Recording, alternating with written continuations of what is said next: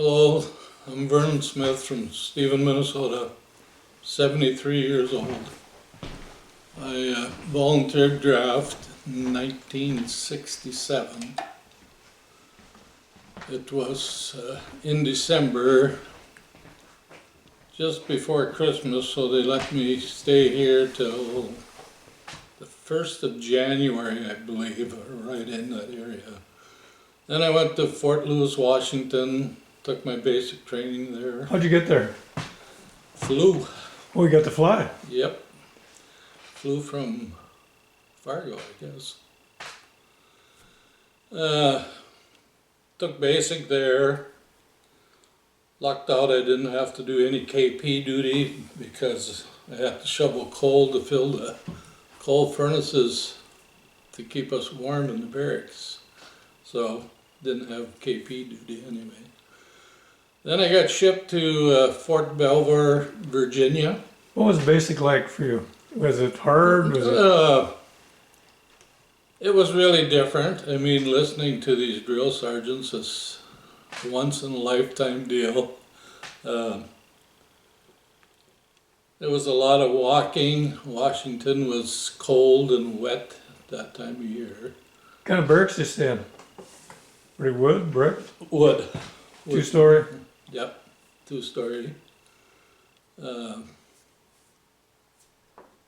So you did a lot of walking. You do any Walking all the time. You'd marching? go on a 12-mile walk and it would be 15 to 17 miles, I would guess, before we were done.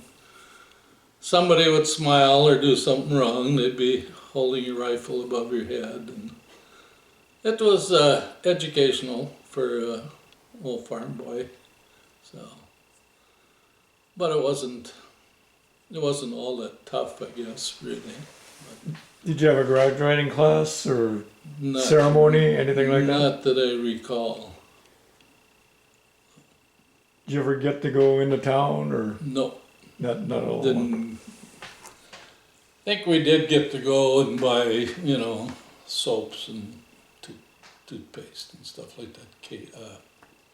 PX, I guess. Could you see that mountain on a clear day? Oh, definitely. Yeah. Mount Rainier? Mount Rainier. Yeah.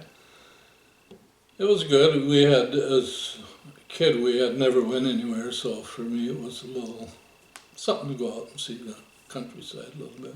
Yeah. And like, did you do the crawl under machine gun fire and Oh yeah. gas? Yeah, you Tear crawl gas. under wires and through water and the tear gas business. And, You do the run, dodge, jump, and oh yeah. hand Crawl over grenade. the wall. Yeah, the hand grenade wasn't my specialty. I didn't throw it very far. It probably killed most of us, but ended up I didn't have to do that. So At least it didn't go down inside the. yeah, no, it did go on the other side of the brick wall, but barely. So. Yeah. So then you done with basic training and you went to. Fort Belvoir, Virginia for mechanical generators operation is what it was. And it was like 3 different classes, and the first class was like, if I remember right, 2 weeks. And then you got PFC, and then there was the next class, I don't remember exactly how long that one was, but then you got E2, 3. There was 3 separate classes anyway, so at the end of the last one I ended up to being a specialist E5. You were an E5 when you got done. Every time you got through the class, you got a new. Class was You got a new rank. another rank, so evidently I did something right that I got to go that. At least you got more pay. That quick. Because a lot of guys, I volunteered draft, so I was only going for 2 years. A lot of guys that got this training had enlisted for 3 years, so I felt pretty good about that. So you got this lasted how long? 4 weeks? I think 8 it was weeks? like 6 months the total. Oh, 6 months. Of all the 3. Okay. somewhere in that area anyway. So Fort Valley, It's just outside of Washington DC actually. okay. So I got to go into Washington DC and see a lot of stuff there and with different guys. A lot of the guys that were there were from down south and they had cars, so we'd go into town on Yeah. weekends or pass or whatever. So, and to see Washington DC was quite a thrill. I mean, there's so many things to see there. So you don't need to go on the honor flight to go see it? Actually, we were there, my wife and I were there a few years ago. On the honor flight? No, just went on a trip to tour. Washington DC and New York City and stuff, so we got to see a lot of that stuff. So I would go on the honor flight. When we were there, actually there was an honor flight group there, and I got to talk to some of those guys. Yeah. They were pretty old and interesting. Good to see these guys get to go there and see all these memorials and stuff. They're quite interesting. So, yeah. but, So Fort Valley, then what happened? then came home, I think, for close to a month, and got orders to go to Vietnam. You had orders before you came home, right? Yeah. Right out of Valley? Yeah. Did you know anybody while you're in the service? Did I know anybody? Did you know anybody during? Well, basically, Lyle Susted we were both S's, but he got this company and I got this company. So, but I knew he was there. Same MOS or? No, we got separated right away in basic, so we never, Okay. I think he was actually infantry. Yep. So no, I didn't, I guess So you flew out of where for Vietnam? I've been laying in bed thinking about that. I think it was out of LA. Oh, really? LA? Unless it was San Francisco, but I'm thinking it was LA. Someone for some reason, I was thinking it was LA. LA. And flew, and what was your route there, you remember? We went through Wake Island. I remember that, so. Yeah. About the size of your thumb? Little dot there. Runway over the water? And then, long flight. Yeah. Very quiet when we started to land. Where did you fly into in Vietnam? That's a good question. Benoit, Cameron Bay? I think Cameron Bay, Could be, yeah. I don't remember actually. And then you get your orders to go, and I went to Chu Lai, So you were at the Americal Division also? Americal Division. Okay. And when I got there, most of the guys had left already, so my little deal was pretty well. One guy, and he was from Rochester, New York. In fact, we still talk to each other, and I actually went and visited him a few years ago. But we were in charge of generators. There was 35 sets, 2 generators per trailer. There was 70 of them, and I don't know if 10 ran when I got there. So we had our work cut, and then there was 5 guys underneath me. We were all in the same hooch. So we got them running, and then we sat guard on 2 great big ones that supplied the power for the Americal Division. They weren't our generators, they were Korean generators. And they maintained them, but we had to sit there and run them, watch them 24 hours a day. Were they OD green? What's that? Were they OD green? Yes, they were. Yes, they were. But, so we took turns sitting there running. So were you in Chu Lai the whole time then? Yep. Okay. And what year was that? Well, I joined in '67, so I went over there in '68. Got out in '69. So you were there during Tet? My dad passed away when I was over there, so I got to fly back home. What did they let you come home for? Yeah, flew home for the funeral, was here for about a month then. And then I had to go back, I had like 70 days or so left, and they sent me back. Must have been tough going They back. sent, no, it actually wasn't, because I knew where I was going, but the flight over there, the second flight over there, there was a lot of airborne guys, and they're tough and rough. But when that plane started to land, you could have dropped a pin and heard it fall. Got a real And quiet. I knew where I was going, so I was okay.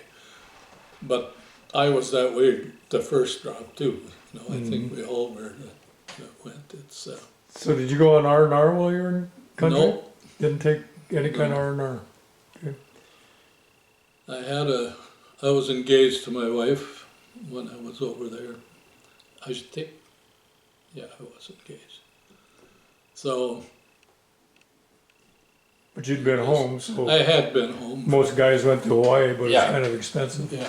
A few of the guys that were underneath me went to Bangkok or went, Hawaii and stuff, but I didn't. So you got back to July, put in your 70 days, and I think they knocked off about 10 days, really, even off of that. well, you were just lucky all around, weren't you? Yeah, pretty much. Other than your dad Exactly. passing, of course. Yeah. So, where'd you fly out of? Let's say Cameron Bay. Yeah, I would say Cameron Bay. But So when some of that stuff is pretty foggy, I guess, for me.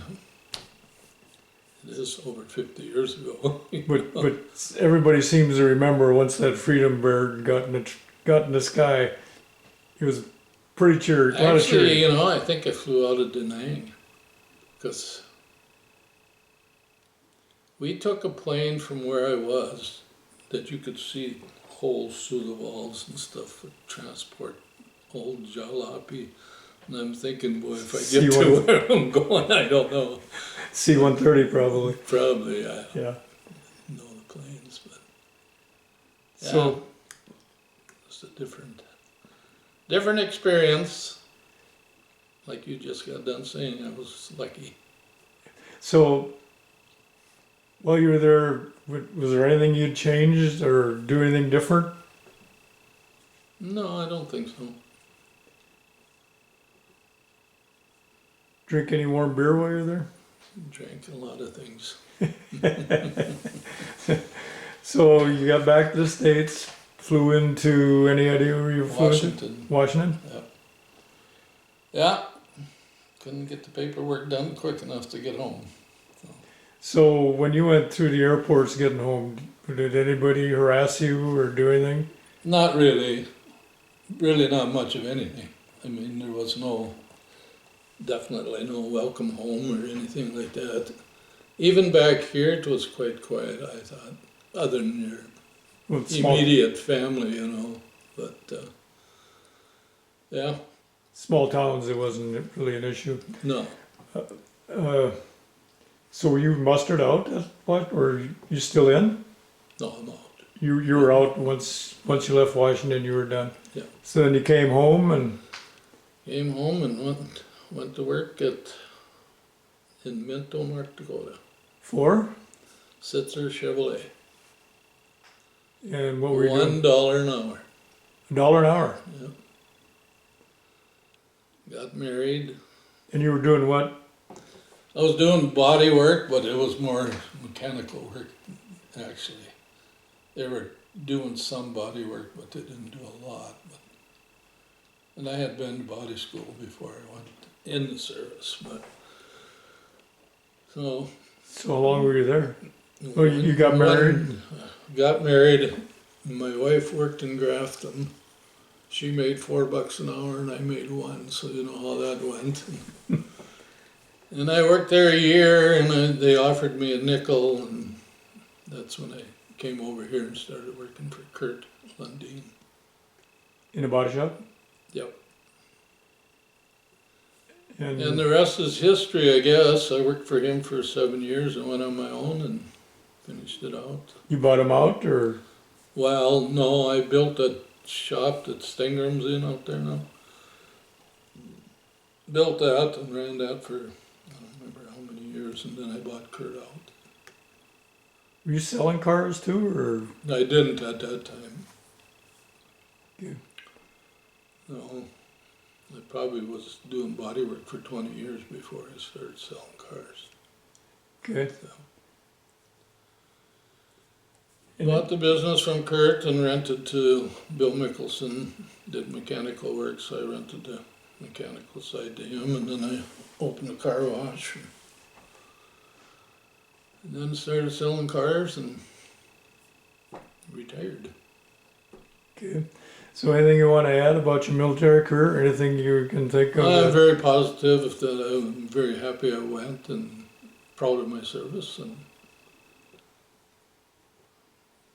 like being a veteran, I guess, and sometimes wish that one of my 5 sons would have went in the military, but they didn't have to, so I guess that's their choice. They were smart enough. Their choice, you know, but I don't think it hurt most of us, you know. At least I was satisfied with my career. Well, Vernon, I appreciate you coming and doing this interview. You're an outstanding citizen in the community and surrounding area, and I thank you for your service. Thank you.